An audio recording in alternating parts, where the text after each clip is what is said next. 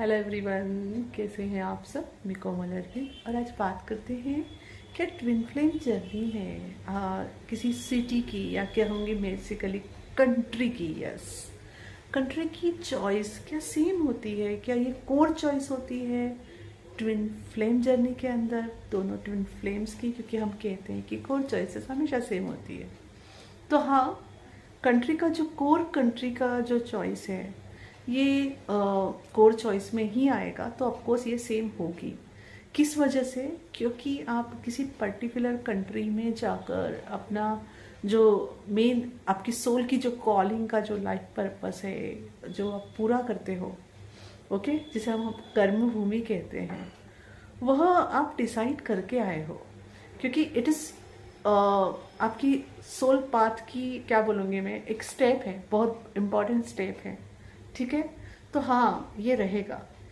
या हो सकता है कि आप दोनों अलग अलग कंट्री में रहते हो तो किसी एक को कंट्री चेंज करना पड़ेगी, रीज़न, या दोनों कोई ओन कंट्रीज को छोड़ के किसी तीसरी कंट्री में जाके रह सकते हो। क्यों? क्योंकि आपको अल्टीमेटली आपकी कर्म भूमि पे पहुंचना है।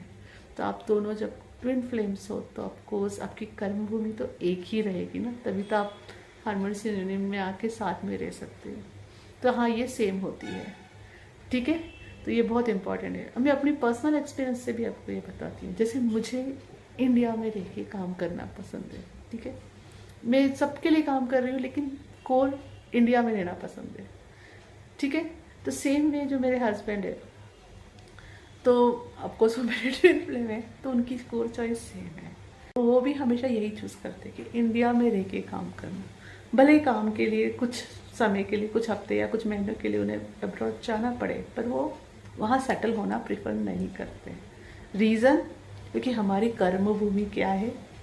इंडिया है। तो हम किसे चूज़ करेंगे? इंडिया को ही चूज़ करेंगे, राइट।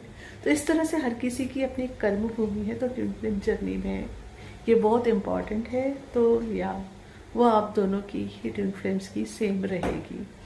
इसी वजह से फिर आप एक ही साथ एक जगह रह पाओगे, है ना, और अपना लाइफ पर्पस भी सर्व कर पाओगे। Thank you. हरि ओम तत्सत। Please like, subscribe and share my videos, and you can check description box for paid courses and free courses details. Thank you.